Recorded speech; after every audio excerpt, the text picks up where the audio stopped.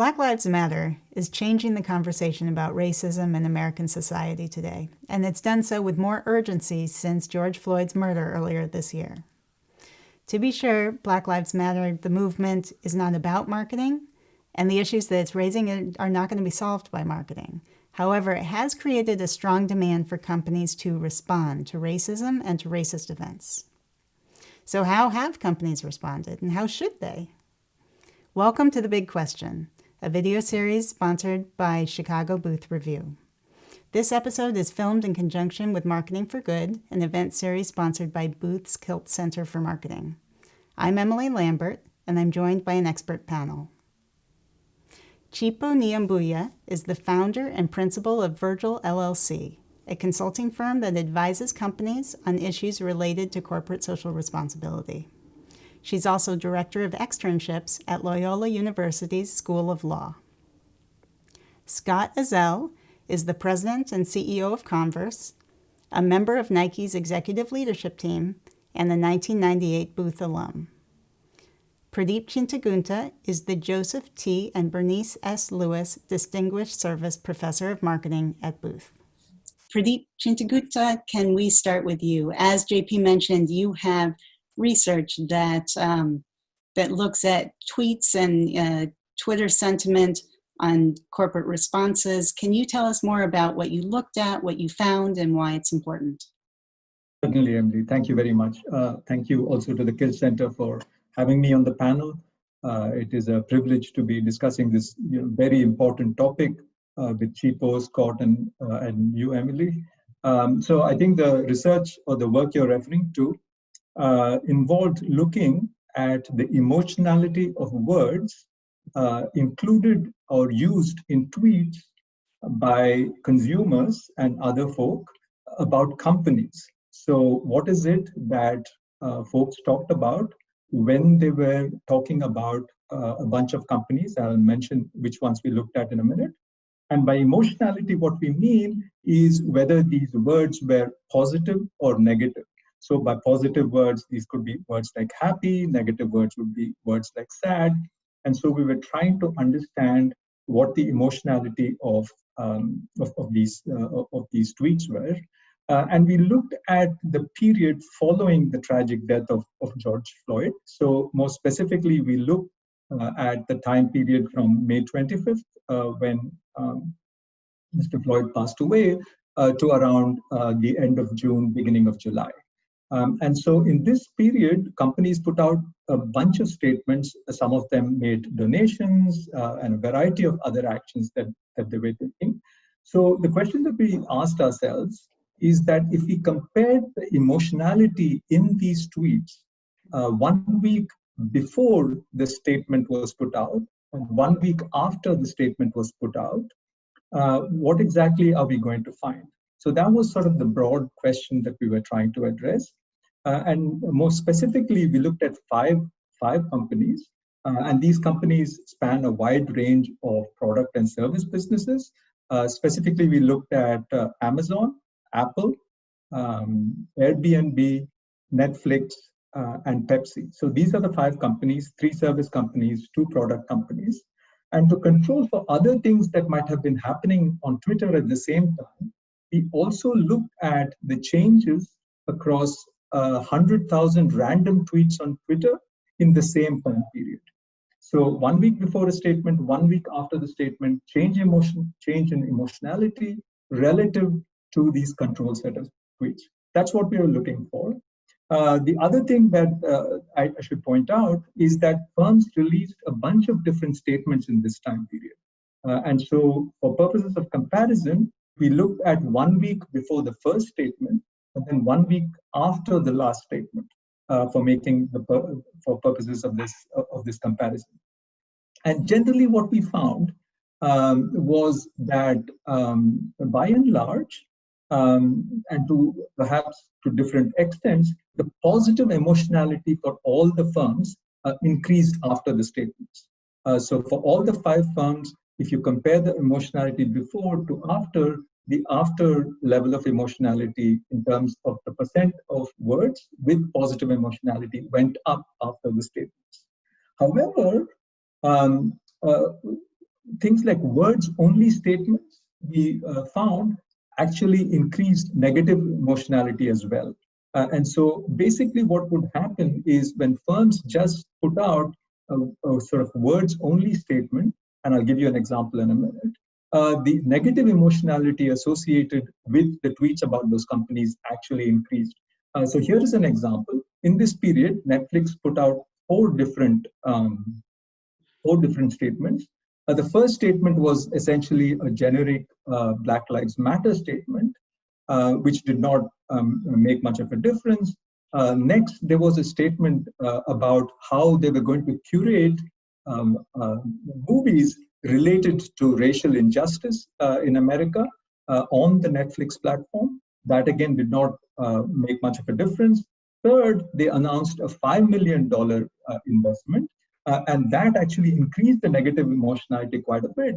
And it's only when they decided to put in a substantial amount of money, several hundreds of millions of dollars, that the emotionality changed, and it became much more positive for Netflix. So I think our key takeaway from this is that it's not enough just to put out statements, but it also has to be followed or backed up by some amount of commitment and investment to the cause as well. And so that was essentially our main takeaway from this work, and reflected in the article that we wrote. Thank you, Pradeep. I think that highlights the difficult calculation that companies are making when they're thinking about this. Chipo Nyambuya, you advise companies on ESG matters, social governance issues. What kind of calculations do you see companies making, and is there a risk to, there's obviously many risks here. There's the risk of saying the wrong thing. There's the risk of not saying anything. What do you tell companies? I tell companies the same thing that I tell my students, is essentially before pushing out, well, first of all, what I should first say before I dive into my answer is thank you, Pradeep and Scott and the Kilty Center for hosting me and for providing me the opportunity to kind of speak and engage in conversation with all of you. But back to the question, Emily. As I said, I tell companies the same thing that I tell my students, is essentially you have to go inward before you start pushing out, before you start pushing out messages. And part of that is in treating this kind of messaging kind of like a crisis. We are in a crisis moment. We recognize it as a crisis moment. So where are you in the crisis? What role have you played in the crisis? And what role do you want to play in the crisis? Because knowing all of that and being comfortable with all of that then determines and dictates whether you put out a statement, as Pradeep said, gets a positive or gets a negative, because we're certainly at a time and we're certainly at a point and at a time where kind of like the non-apology apology, I'm sorry if you were offended, that kind of messaging is not going to fly, is not going to work. Can I interrupt you and ask a question? Should all, I mean, obviously there are different industries may respond in different ways. Do you see this as something that all companies should respond to? I do, because we are definitely in a social, political, economic moment. There's that complete confluence. We're in this moment, and every company needs to kind of figure out where they're going to stand and be counted, because people are watching. Your customers are watching. Your investors are watching, your shareholders are watching, your stockholders, all of your stakeholders are watching. And so you have to balance that as you look at your brand, as you look at your image. you have to balance that and push out, okay, exactly what do we want to put out and how do we want to, you have to be very clear on that. And like I said, in order to be clear on that, you have to be clear on where you are, where all of your stakeholders are as well. Thank you. Scott Uzzell, can you tell us how this matches with the experience that you've had at Converse without, disclosing what kind of conversations did you have and how did you respond? Emily, great question. Pradeep, Chipo, thank you for allowing me to join you. Yeah, it's interesting for me, being both Black and a CEO. I never really thought about them intersecting, but they really did intersect, right after the death of George Floyd. They were always intersected, but I guess a little bit of the way I operated was that my head was something I brought to work, my heart and my gut I left at home. But at this moment, all of them had to come together. And that's kind of first. Second, what happened was that my 23 direct reports around the world all had energy to do something after the death of George Floyd and wanted to take a stand in some way. And I was quickly thrusted in a moment where I'm trying to process all that's going on for myself, my family, for my kids, and just dealing with it, but then also leading an organization of 10,000 people that are looking for direction. And I never forget that Monday morning of really saying to myself that we really have two ways to move forward. One, internally, we had to have tough conversations around before we start talking about social injustice. How are we doing as a company? Can we really say that the audio and the video match? And having real conversations around, what do we aspire to be? What does the brand stand for from a standpoint of inclusion? And do we match that? And what we looked at, what we came away with was that our aspirations and what we put out there in the public domain says all the right things, but inside the building, we still had a lot of work to do. So that was one, so we can get our employees engaged. Externally, we made a lot of strong commitments. One was that we quickly said we stand with the Black community. We're going to make sure that we hire even more Black creatives, designers, and athletes in businesses. We're going to use our platform to amplify Black youth voice around the world. We're going to put funds in the community to make sure that we're enabling them to tell their story. And with Nike and Jordan, we put $40 million directed at the Black community. But we knew that you can't just, from our viewpoint, to either donate to an HBCU or to give to a great nonprofit, but not taking the real actions to make sure your culture is inclusive and representative of what you want to be, it's incomplete. So we tried to bring it all together. One thing that I think is a theme that's running through all three of your answers is the issue of authenticity, that consumers and even just people, not just as consumers, but as people, respond to these messages that companies are putting out, looking for, something deeper. When you look at what companies did, how companies responded, did you see certain, not to pick on anybody, but campaigns that were particularly effective or campaigns that you thought missed the mark? I mean, I saw many that I thought missed the mark. As a consumer of one that's Black, and sits on many different CEO roundtables, I found a lot of CEOs had, when they developed their website, it has sustainability and diversity and inclusion. It's like these standards you need to have. But when they would look at their gallery view, they would not see it. And they really had to ask the question of, is diversity and inclusion a real thing, or is it just something, it's just one of the boxes you check when you have a big company? But for brands like ours, I've never worked on a brand like Converse or worked with a brand like Converse where both the employees and the consumers, they don't believe it's owned by a public company. They believe it's their brand. And if you don't do what's right by the brand, they will let you know. And so authenticity of, I never forget talking to one of our creatives in Europe around this time, and he made the statement that he would expect from the current administration sympathy. He would expect from maybe future administrations empathy, but he says, I don't need either one of those. I want credibility, and credibility comes from you walking the talk. And you know what? It's not the moments of George Floyd. You're doing it when no one's looking, so that when these moments happen, you don't have to institute new programs because you're already doing the work. And that really struck me. And that is really what we're trying to make sure we're doing. It's the 100 decisions you make every day to make sure you're driving an inclusive and equitable environment, that it's not based on what's happening out in the broader public. It's what you're doing every day.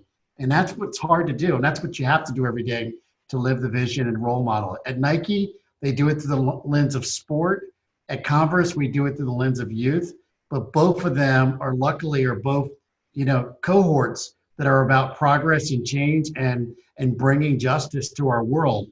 And both sport and youth keep us honest. As you were talking, Chipo Nyambuya was nodding and vigorously. What did you see, Chipo, in the marketplace that made you go, I mean, having been in this world and as an observer, as a contributor, suffice to say, those who came out with authentic, meaningful statements, I was not surprised. Those who came up with performative statements, I was not surprised. Can I push you? Like, which were some that you came out with statements that you thought worked? Top of the list, Ben and Jerry's, because it's what they do.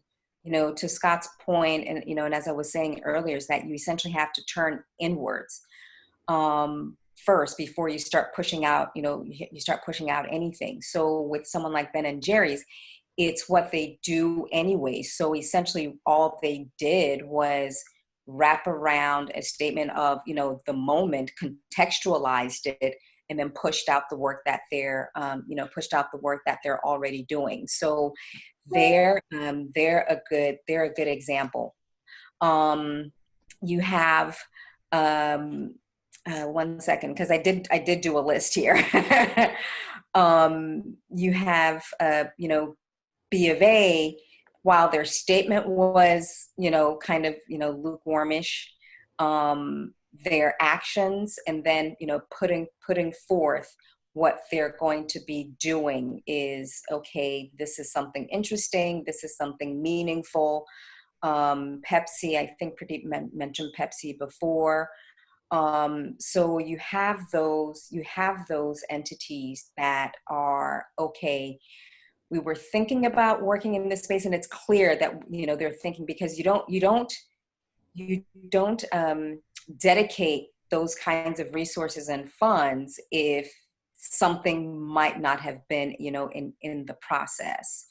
And so it is like, okay, so we're going to put these funds, we know how we're going to direct them. And what I find is that, a lot of the companies who did make the meaningful statements and make the meaningful commitments, were doing those things in the background, but they were trying to navigate politically, okay, how is this going to look if we promote this? And so this moment essentially afforded them the opportunity to kind of come out boldly. So, or come out more boldly. Yes. You mentioned Pradeep's research a little bit. One thing that is interesting that I'm hearing from both of you is that if a company is kind of, and maybe especially for smaller companies, more nimble companies that were already doing this work, then it wasn't a big leap. For bigger companies where they weren't already doing this work, they're thrown into new territory. Mm-hmm. And in that case, Pradeep, I would imagine that they're then closely monitoring or trying to monitor how that plays in the marketplace. And is Twitter the best the best source for that? Yeah, that's a excellent question. I think, first of all, I agree with what both Scott and Chipo said. I think the first thing that a firm should monitor is their own sort of core beliefs and values. What is it that we stand for as a brand? And what is it that we are communicating to the marketplace? Beyond that, I think, even though there may not be any public response, you certainly have to respond, as Chipo mentioned, to all your stakeholders, right? So you can monitor what's happening with your employees, you can monitor what's happening to your shareholders, and monitor what's happening relative to your suppliers. So I think these kinds of monitoring can happen all the time. But in terms of marketing, I also think that it's important to look at sort of the 4 Ps. The firm should monitor their products. What are we doing with respect to the products? And you see companies doing that now. That there are lots of name changes that we all hear about, right? With Jemima, Uncle Ben's, Mrs. Butterworth's. There's also something I came across more recently called Beso de Negra, which is a Nestle candy, which I think they're also changing or planning to change the name. So I think names are one, but products themselves are different. I mean, I come originally from India, and we have a product there called Fair and Lovely, and you can guess or imagine what that product is intended to do. There is a toothpaste that Colgate has in Asia called Darlie, which originally was called Darky. So I think, what do you do with products like that? So you monitor your products, you monitor your prices, right? Are there any? Is your pricing discriminatory in any way? Then your advertising. Unilever, I think, recently said that they were going to change the jingles on these ice cream carts that they have going around because the song behind that jingle has been repurposed for very racially charged, with racially charged lyrics. So I think that, and then finally, with respect to channels, what is the access that you're providing to the different customer groups? So I think thinking about it systematically in terms of the 4 Ps, monitoring the 4 Ps, and then you can look at various media. You can look at Twitter, Facebook, whatever you want. But I think you should first start with home. Who are you as a company? What is your core value? What is your core belief? And then work outwards from there. One thing I'm hearing you highlight is that there are risks of not doing anything. There are risks to continuing business as usual when there has been a shift that companies need to shift with. What are the risks of shifting wrong? What are campaigns that could go wrong? We've touched on kind of inauthenticity, not going deep enough. Are there any other risks that companies need to take into consideration as they do this? I would, if I may jump in, I think the big risk, companies, particularly when you're talking about consumer goods, companies have gotten, I think, fundamentally lazy in, okay, let's futz with the pricing, let's futz with this, let's futz with that. And they've largely ignored the market that is outside of, whatever kind of study and demographic, whatever study they've done. And the risk they run is in turning off a market that they've already neglected by not saying anything, by not doing anything, or by being too inauthentic with their with their messaging, with their outreach, with or with their silence. And we're very clear on the buying power of African Americans, in this country, and yet we still play to, 18 to 65, white male, or, whatever. thinking that, oh, okay, because income is this, then there's that. So that's what, that's what we want to go after. But fundamentally, if you don't reach out and you don't message properly, you run the risk of turning off an entire market that can really be significant to your bottom line. So I think that's a big risk. And Scott, before you were at Converse, you were, of course, at some big consumer packaged goods companies. I worked right? at Coca-Cola. I ran their venture capital group at Coca-Cola, yes. Okay. So obviously you aren't there now, but how does this calculation and this discussion, how does it differ, do you think, in different industries? Yeah, all I can say is that a couple things. One is that less around Coca-Cola or anything. I sit on a number of different CEO forums, and I watch CEOs that spend a lot of time trying to figure out how to say something, but to make sure nobody was offended. And that's like a tall task. And what that does is, one, they're very late to respond. Two, when they actually do respond weeks after they should have, they didn't say anything. And so when a brand has a DNA of authenticity and they're really clear about who their consumer and who their employees are, they can feel really confident in coming out and making an authentic statement.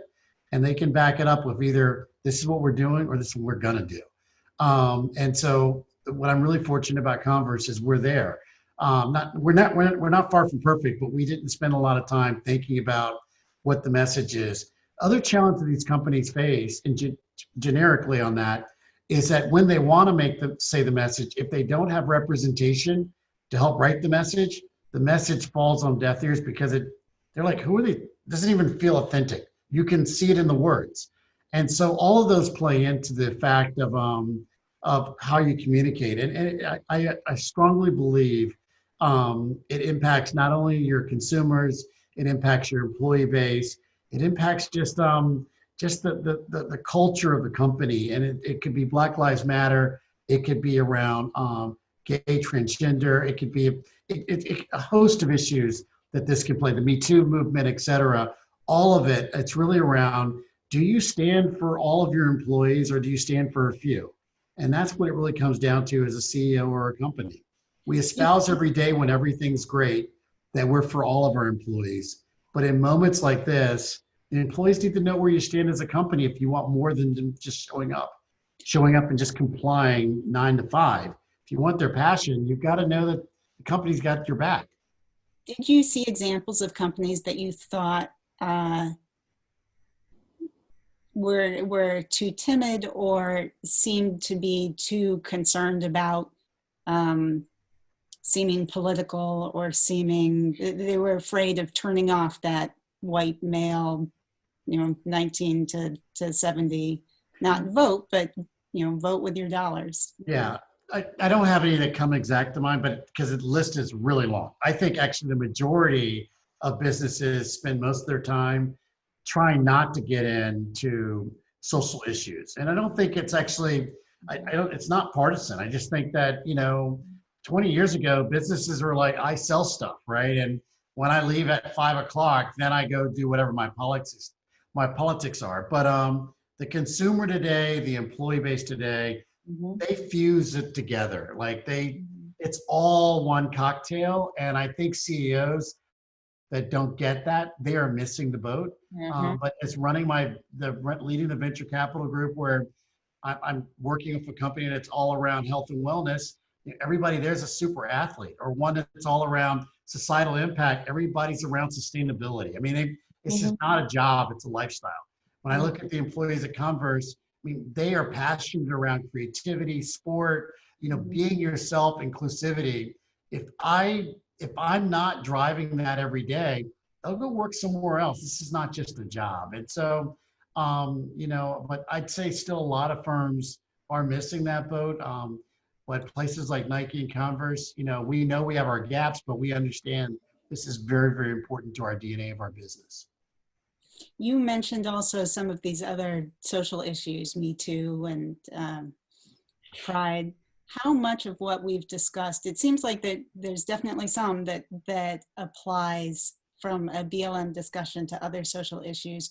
Are there certain things that don't translate, or does everything that we've been talking about translate to other social issues and social movements? There probably is something that doesn't. I don't know what that is. The list is long on that, what it does.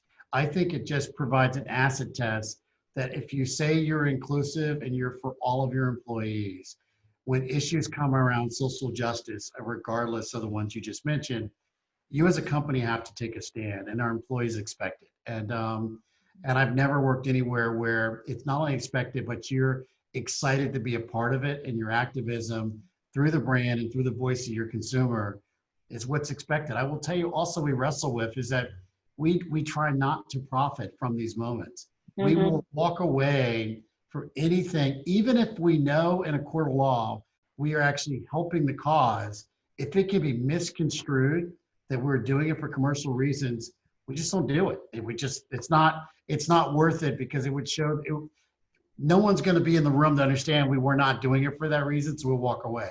So, it's like, you spend a lot of time making sure you understand what is the DNA of the brand, how are you connected with your consumer, and making sure truly you can help them amplify their voice.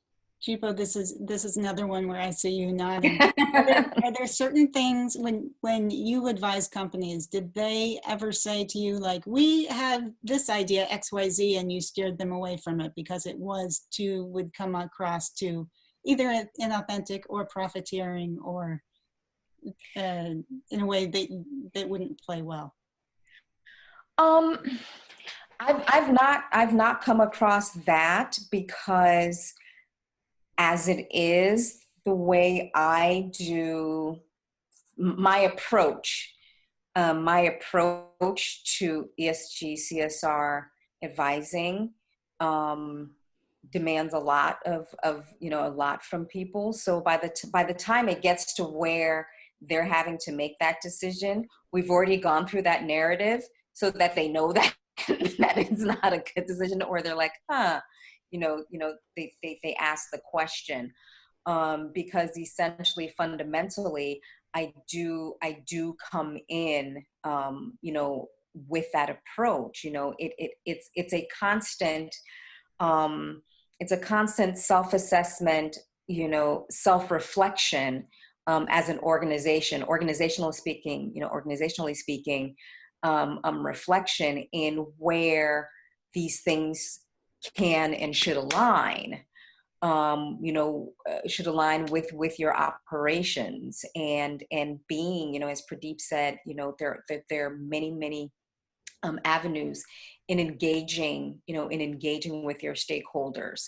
And so, some of what I do is also kind of expanding that issue of like, okay, do you know who your stakeholders are? Do you know your place, where you are in the marketplace, but do you know who your full stakeholders are?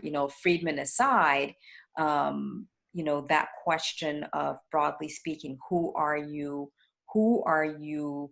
serving, as it relates to you being a product and an organization in the marketplace? What is your image? And so, that question of, okay, maybe you shouldn't do that, is something that comes way ahead, as opposed to, in a moment of crisis where you have to make a decision. I can imagine that if you're having that discussion in a moment of crisis and you haven't done that legwork that you've all described, then you would just be caught not knowing what to do. Exactly. It also sounds, from what you're saying, like there are quite a few companies that are in that situation, and that you've seen that, and you can see it.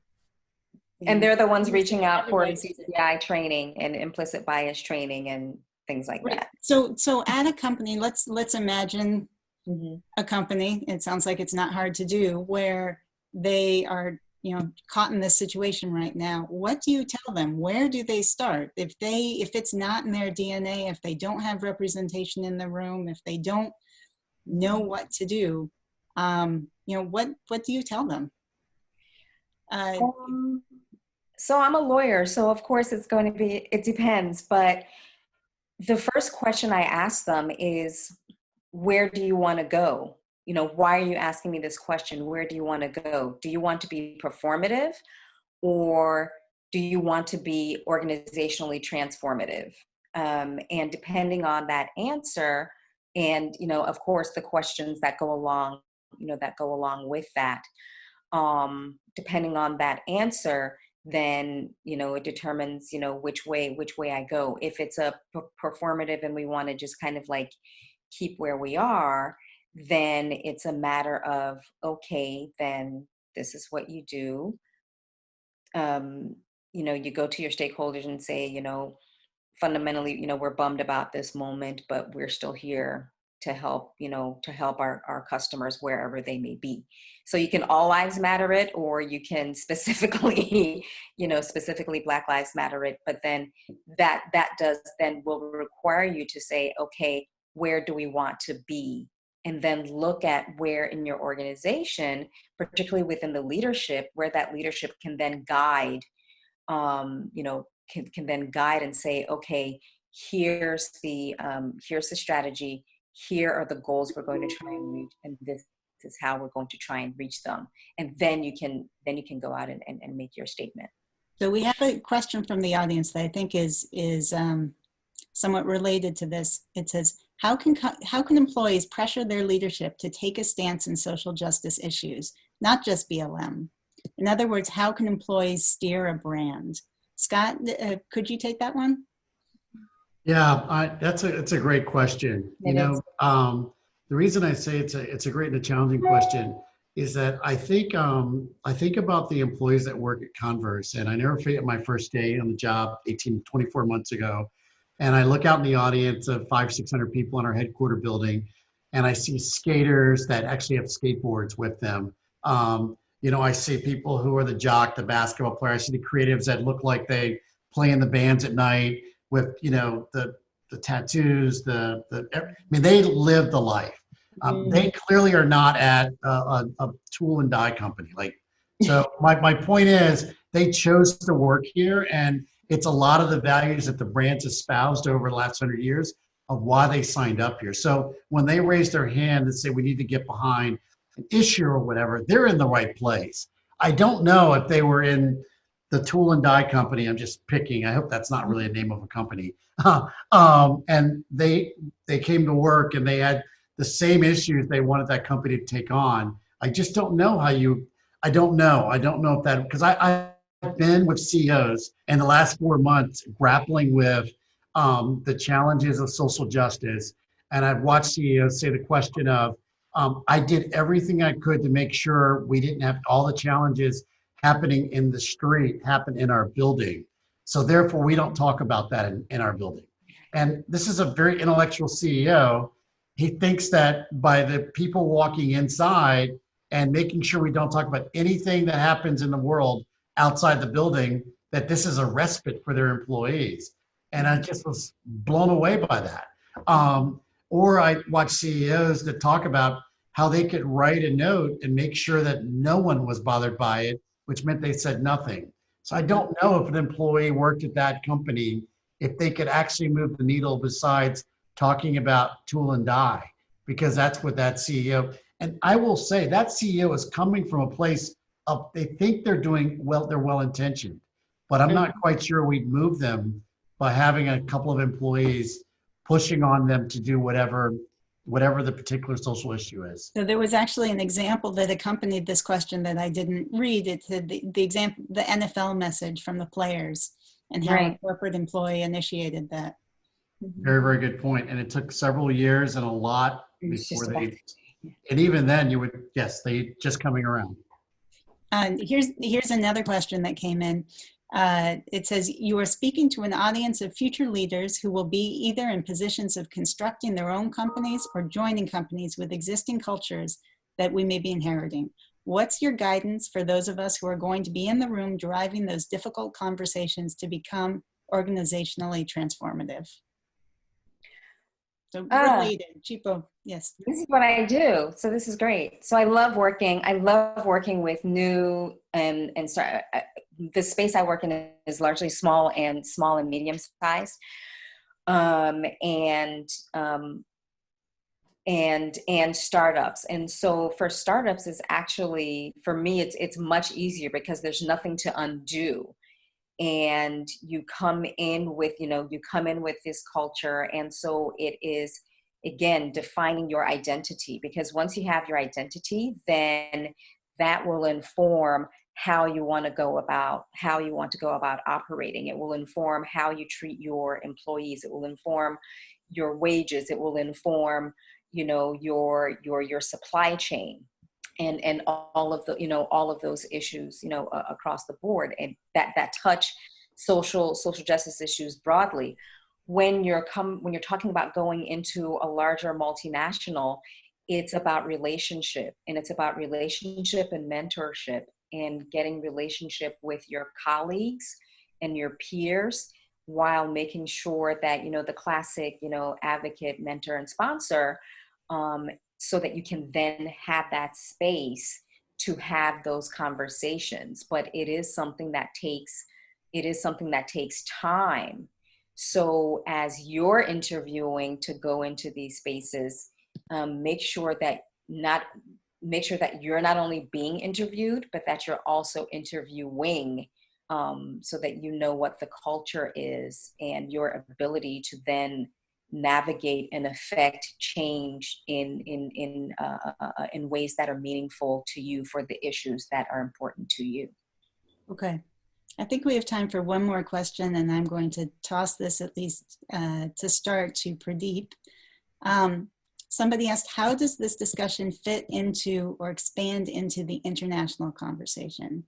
For example, how does it expand into the conversations like the divestment BDS movement with Israel and Palestine? And the questioner specifically calls out Ben & Jerry's operates in illegal Israeli settlements, and many other companies do work with Israel.